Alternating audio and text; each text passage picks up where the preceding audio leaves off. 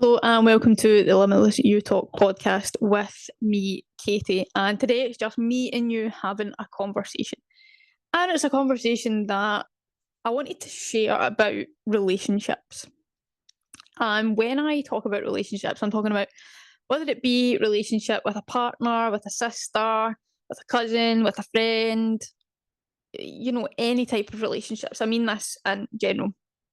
And it's something during 2024 that I want to say I had an epiphany moment. I had a moment where something clicked, something in the back of my mind was like, I am not great when it comes to having relationships with people. And I mean this friendships, acquaintances, being in a relationship with a partner, failed relationships with boyfriends. Like, yeah, I'm not very good at it. I don't like them. And I'm not really good at being sociable. Now, to a lot of people listening, and maybe if you're someone listening that knows me, would be like, you're not good at being sociable, Katie. Like, what? You're like, but you're really good with people. You work with people. You conduct funerals. You go to these meetings. You stand up in a room in front of people and speak, and you're doing this, and you don't like socializing. You don't like. No, I honestly believe that I would be the type of person that would be quite happy if I never needed to go outside again. That if I could just live in my flat and just never go outside again, be very, very comfortable in my very, very simplistic routine, apart from going to the gym, apart from going for a walk, like I'd be very, very happy. And what it's identified to me this year is that throughout my anxiety and depression journey, with bad mental health, with having a breakdown and all of the negativity and all of the trauma and things I've happened throughout the different stages of my life, I have built up such a good relationship with Katie. So Katie and Katie, me and me. I've built up such a good relationship with it and I've really focused on it. I've really knuckled down in areas about me, for me, doing it for me. Now people might say, oh, that's selfish. It's not. It's been selfish to be selfless because I've not liked previous versions of myself. I've not liked being anxious. I've not liked being depressed. I've not liked missing out on opportunities of going to visit somewhere or going away from home because I couldn't cope because the only coping mechanism is in my house. So I have built up this such good relationship with myself that it's the best relationship ever. It's the only relationship that I fully trust, that I fully respect, that I fully know inside out, and the one that I'm most comfortable with. It's the most uncomfortable at times because the challenges I have to face, the hard work that I've got to put in to just sometimes be me every day. But it's the best relationship that I've built up with myself. And you'll hear these things all the time where people say, oh, the best relationship is with yourself. And yes, it is.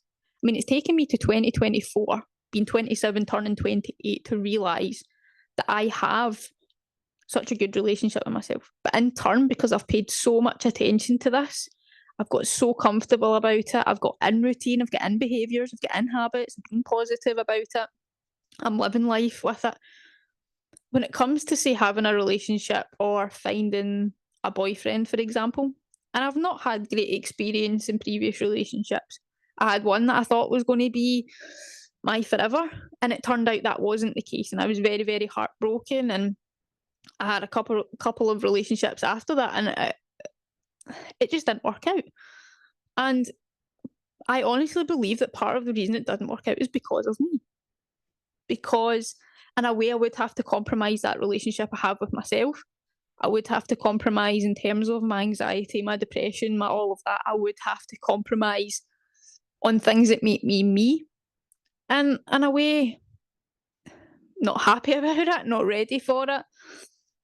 That other person just wasn't giving me that hope, that reassurance, that whatever I needed to make me feel that I could put those guards down, that I could break down the barriers a little bit with it, except from that one person.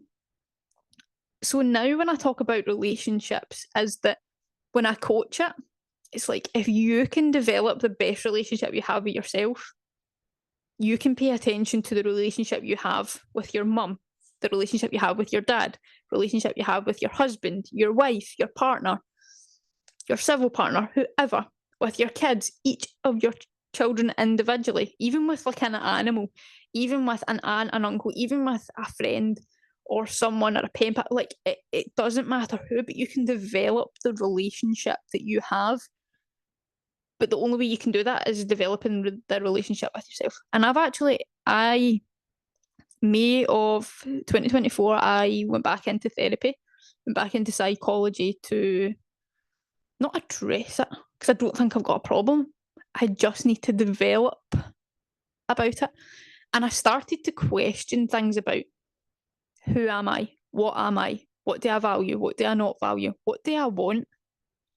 Do I want to go through where, you start getting to know a guy and, you go on a date and then I do my usual where I sort of like sink back into myself and then push them away so far where it's like, oh, fuck off. Like that, I have been known for doing that in the past because that's my coping mechanism. That's all I know. Because I can control me, I can control my relationship with me. Can't control that. I can't control letting myself go. I can't control being hurt. Can't control the trust that I don't have. And that comes down to all the experiences, all the relationships I've had with friends in the past that I'm no longer friends with because they weren't friends with me for the right reasons. They thought they were friends with me because my parents have a business, so I must be loaded with money. I don't have to work. I'll get everything handed to me on a plate. But they never had to go out and work at 13. I did. My mum and dad still make me work for everything that I earn. I work for them. But I put in a shift to get my wage at the end of every month, just like everyone else. It doesn't matter if I'm daughter, I don't get the privileges. I still have to earn. And I love the hard work that it is.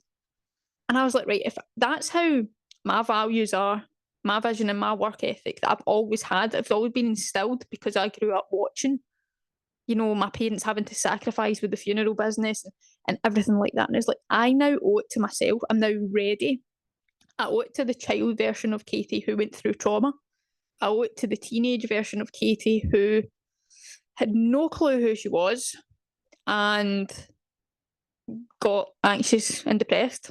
And I owe it to adult Katie who's worked through some trauma, still working through it, who's worked through the anxiety and depression and the stress to the point where she's in more control about it, to the person that I am now to be like, right, do I want to be that 80-year-old woman that's lonely, has no family and everything like that? No. Would I be bothered if it was me? In all honesty, absolutely not. If that was the way my life was supposed to pan out, then the universe must have a reason for it. If I am to meet the man of my dreams and gives me everything and allows me to drop all the barriers that I want, that I need, that I can nurture, and we can build a partnership, a friendship, a family together, then absolutely. But I'm not holding my hopes on anything like that. And the reason why is because I know that whatever happens in my life, whatever happened in my life so far, and whatever happens in my life into the future, it's because of the present right now of the relationship I have with myself. Now, I'm not telling anyone this to have sympathy or listen to her. She sounds like a pure sado. She sounds like a pure weirdo. She sounds so crazy. That's not why I'm telling you all this.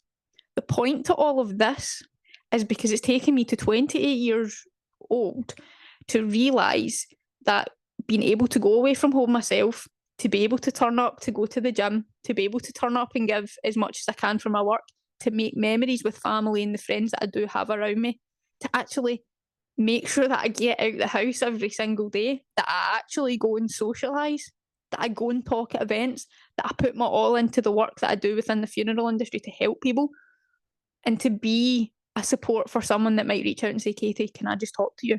Is because the relationship I have with myself, the values I have, the vision I have for who I want to become, what makes me happy, what makes me comfortable, what makes me really, really calm and chilled out, what gives me joy, what brings me fun.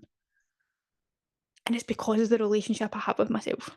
I was actually having the conversation with my dad and we agreed that no one should do in life what they don't want to do. And my dad has lived and still lives by that. There'll be something and he'll be like, nah, I'm not doing anything I don't want to do. And he's not being stubborn about it. He's so good at it. But he's got that so much value in the relationship that he has with himself within that he'll only put himself in the environments that bring learning, bring opportunity, bring networking from a business point of view, bring happiness, bring joy to what he wants to do. And that's because of the relationship that he has with himself.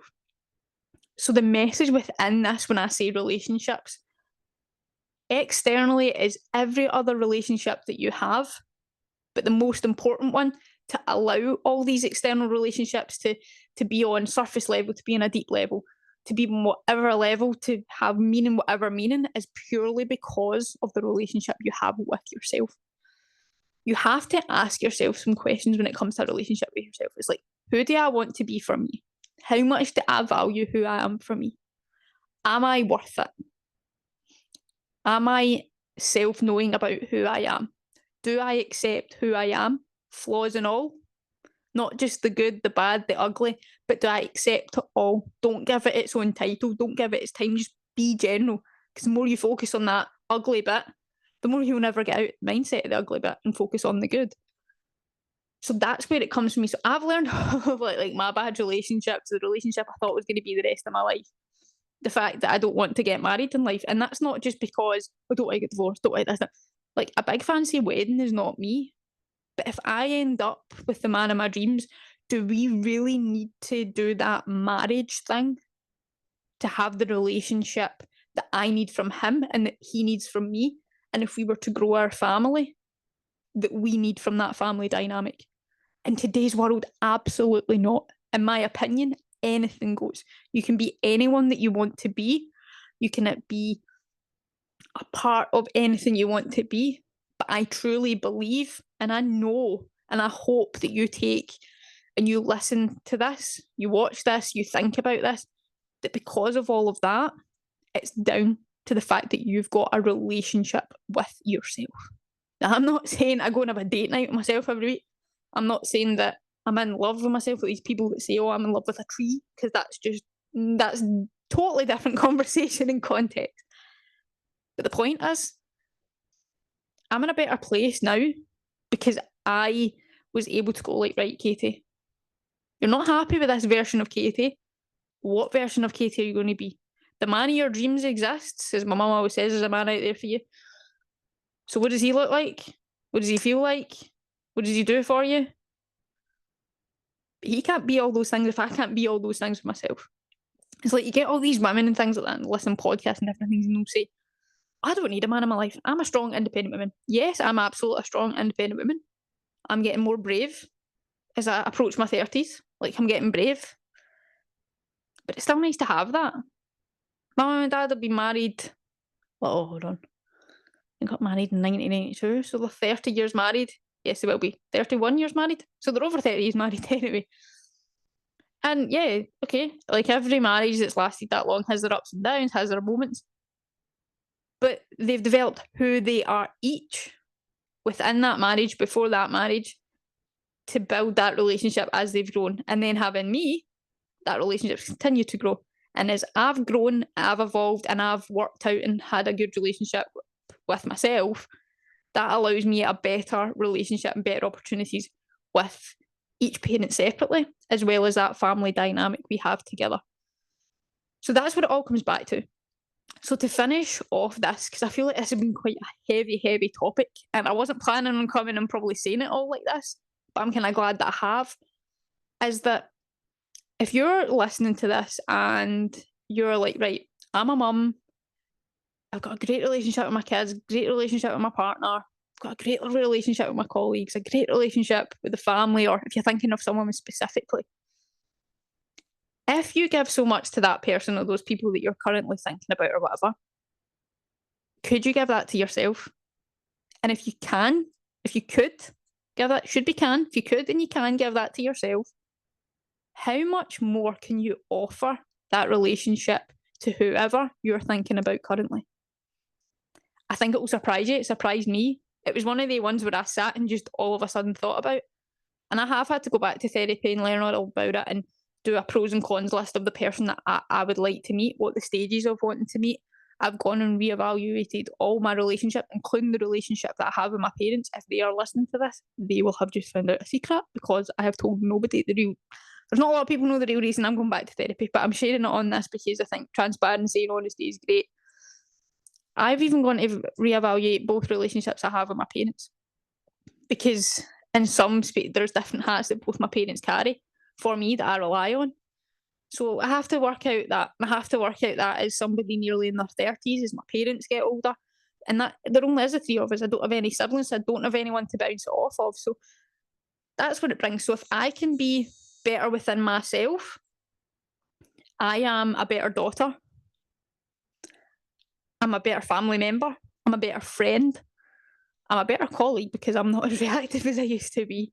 And I can think clearer. So it comes back to all this journey that me and you have shared when we've spoken about before, about motivation, about confidence, about glass half full, glass half empty, like all of these topics when it comes to well-being, of self-development, self-awareness. Like it comes back to all of that. And for me, this is just another piece of that massive jigsaw in my life.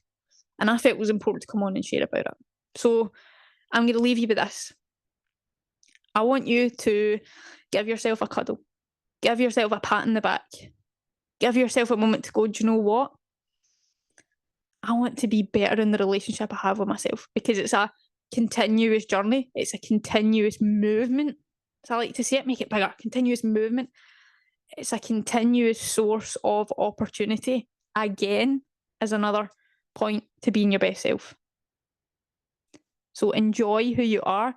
Enjoy that relationship with yourself. Enjoy making the memories with yourself. And just love being you. These are all the connections that it comes down to. So just remember, the best relationship that you will ever have in your life is with you.